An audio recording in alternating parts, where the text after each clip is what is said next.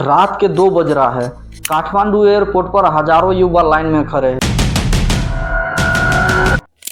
किसी के हाथ में कतार का टिकट तो कोई दुबई जा रहा है, किसी के हाथ में मलेशिया का टिकट तो कोई सऊदी अरेबिया जाने के लिए तैयार है।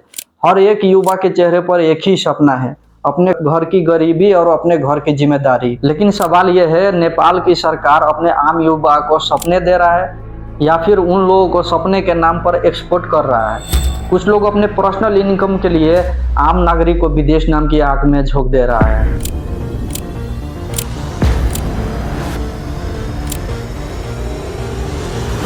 इमेजिन करो, एक छोटा सा देश जिसकी सबसे बड़ी इनकम कोई फैक्ट्रीज या फिर टेक्नोलॉजी से नहीं आती, बल्कि विदेश में काम कर रहे हैं मजदूरों से आती है। यानी वो पैसा जो लाखों नेपाली विदेश में काम करके खून पसीना बहा करके अपने घर भेजता है, वो मजदूर जो अपने देश और अपनी फैमिली के लिए हजारों किलोमीटर दूर जा करके सरकार को रेमिटेंस भरता है, रात दिन एक कर देता है अपनी फैमिली और अपने देश के लिए। लेकिन सरकार हम लोगों पर एक बार भी नज़र नहीं डालता है। लेकिन सवाल ये है कि हमारा ही सरकार हम ही लोगों का पैसा लेके हम ही लोगों को मरने के लिए क्यों छोड़ देता है? क्या सिर्फ विदेश में काम करो और देश में बैठे नेता लोगों का जेब भरो? कुछ दिनों पहले ज्ञानेंद्र साई ने भी इसके बारे में आवाज़ उठाया था। ज्ञानेंद्र साई फेसबुक पर लिखता है कि लाखों नेपाली को विदेश भेजने के नाम पर ठगा जा रहा है। इसे बंद करने के लिए आग्रह भी किया है। ऐसे एक ज्ञानेंद्र साई नहीं, ऐसे कई सारे लोग ऐसे रिक्वेस्ट कर चुका है, लेकिन सरकार एक बार भी नहीं सुन रहा है। ऊपर से फ्री वीज़ा फ्री टिकट के नाम पर लाखों नेपाली को विदेश में भेज रहा है। क्या है इसके पीछे की राजनीति? आइए जानते हैं आज के इस वीडियो में। नेपालबाट वैदेशिक रोजगारीको लागि दैनिक ठूलो संख्यामा युवाहरू विदेश पलायन भइरहेका छन्। हरेक दिन विदेशी भूमिमा दिनरात रगत पसिना बगाएर कमाएको पैसा घर पठाउँदा तपाईको खल्तीबाट कति रकम शुल्कको रूपमा काटिन्छ?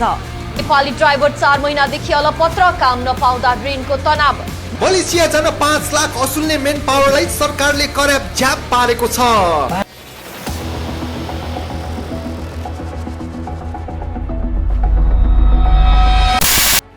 नमस्कार दोस्तों, आज के टाइम पर 50 लाख से भी ज़्यादा नेपाली वर्कर्स विदेश में काम कर रहा है। यानी कि देश का कुल आबादी का 6% लोग विदेश में काम करने के लिए गया है। हर साल नेपाल सरकार 5 लाख से भी ज़्यादा लेबर परमिट जारी करता है। इनमें से 80% से ज़्यादा लोग सिर्फ गल्फ कंट्री और मलेशिया में काम करने के लिए जाता है। सोचो, रोजाना 1500 से लेकर के 2000 नेपाली युवा देश छोड़ रहा है। ये सारे लोग घूमने के लिए देश नहीं छोड़ रहा है, ये सारे लोग अपनी अपनी फैमिली और अपने देश के लिए अपने देश से दूसरे देश काम करने के लिए जाता है।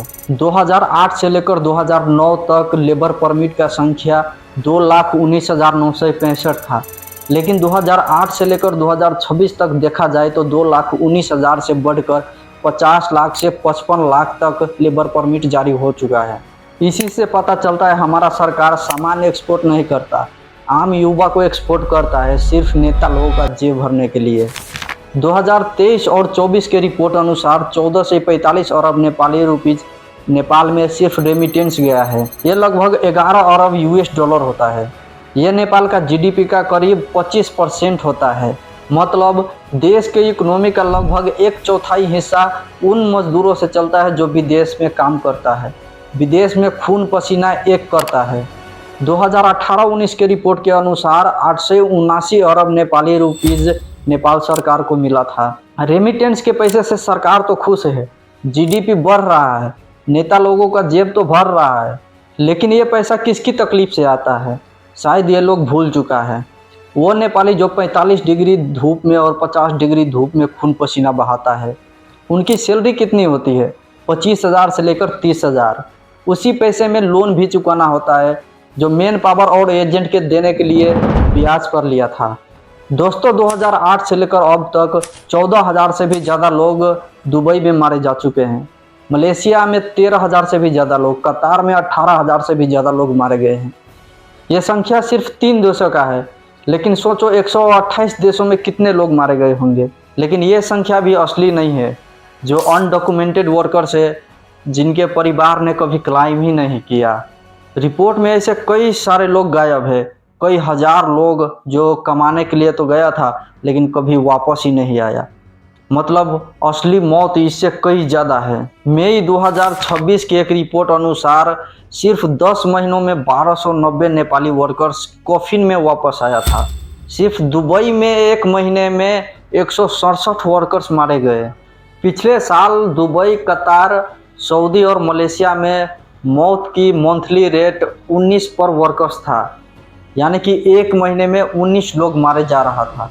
लेकिन ये 2026 में बढ़कर 27 पर वर्कर्स हो गया है। मतलब आज की डेट में देखें तो एक महीने में 27 वर्कर्स मारे जा रहे हैं। लेकिन हमारा सरकार अगले महीने हज़ारों लोग भेज रहा है। एक एक्टिविस्ट ने कहा कि हम हर रोज़ 2 लोगों को रेस्क्यू करते हैं, लेकिन सरकार हर रोज़ सैकड़ों लोग मरने के लिए भेज रहा है। DOFE, जिसके बारे में हमें समझना बहुत ज़रूरी है। इसे शुद्ध भाषा में समझे तो वैदेशिक रोजगार विभाग। पूरे देश भर में सिर्फ 4 इन्वेस्टिगेटर्स है, जबकि 800 से ज़्यादा लाइसेंसेड एजेंसीज और हज़ारों अनऑफिशियल सब एजेंट्स। सिर्फ 4 इन्वेस्टिगेटर्स और 800 से ज़्यादा एजेंसीज, ये मजाक है या फिर सिस्टम? आप लोग ही इसके बारे में कमेंट में बताना। जनवरी 2024 को 580 से ज़्यादा मेन पावर लाइसेंस सस्पेंड किया गया था, सिर्फ धोखाधड़ी के कारण। लेकिन अगले ही दिन नए नाम से नई कंपनी खुल जाता है। क्या इसके बारे में सरकार को कुछ पता नहीं होता है? मेन पावर एजेंसीज का पॉलिटिक्स से इतना गहरा कनेक्शन है कि उन पर केस करो तो खुद पर हो जाता है। ये तो सबको पता है कि नेपाल का सरकार और नेपाल की पुलिस कितनी ज़्यादा करप्ट है। 50-50, 100-100 रुपये में बिक जाता है। हर रिफॉर्म के बाद एक नया लेफॉल निकल जाता है।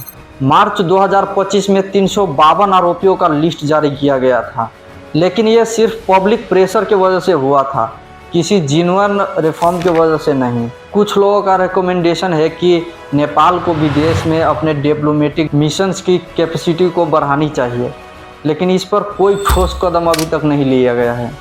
लेकिन दोस्तों, इनमें ज़्यादातर मौत का कारण होता है काम करते वक्त ऊपर से सामान गिरकर सर फट जाना, या फिर हाइट पर काम करते वक्त चक्कर खाकर नीचे गिर जाना, या फिर वर्कलोड और घर का टेंशन की वजह से सुसाइड कर लेना।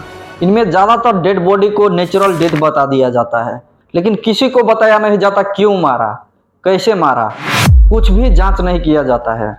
हर साल लाखों लोग विदेश जाने के लिए एजेंट और मेन पावर से मिलता है। लाखों रुपये फ्रॉड किए जाते हैं, उनसे ठगा जाता है सिर्फ एक आदमी से।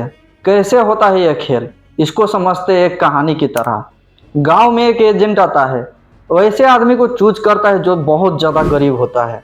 उनको बताया जाता है विदेश जाने के लिए पैसा कम लगेगा, काम अच्छा है, कंपनी अच्छा है, सैलरी अच्छा है, हर चीज़ अच्छा है, लेकिन सब कुछ एकदम उल्टा होता है।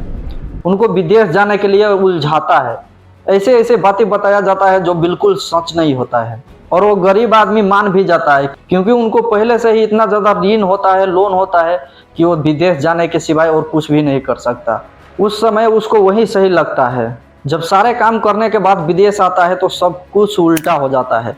न काम सही, न ड्यूटी 12 घंटे, लेकिन सैलरी सिर्फ 20,000 से लेकर 25,000। यहाँ तक कि वो घर भी नहीं जा सकता, क्योंकि पहले ही कंपनी में आते वक्त तो उसका पासपोर्ट जब्त कर लिया जाता है।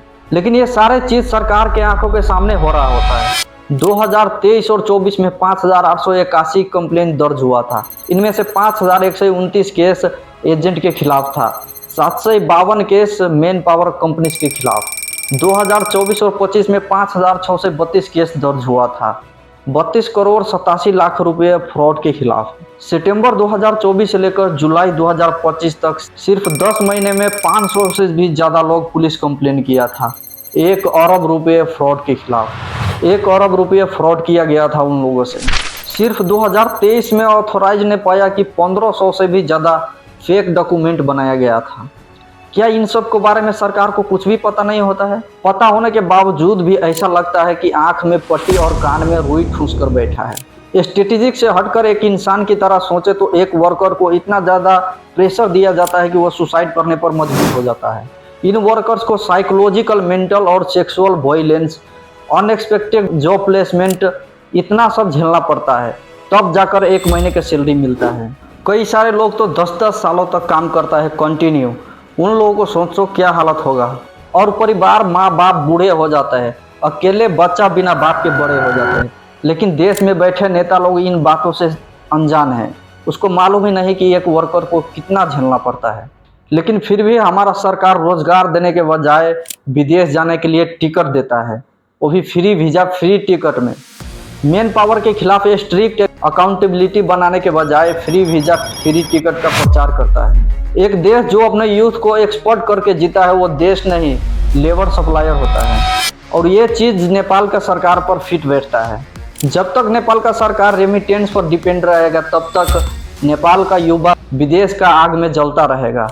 अगर आप लोग मेरे बात से सहमत हो तो इस वीडियो को इतना शेयर करो, ये वीडियो नेपाल सरकार तक पहुंच सके। जय नेपाल।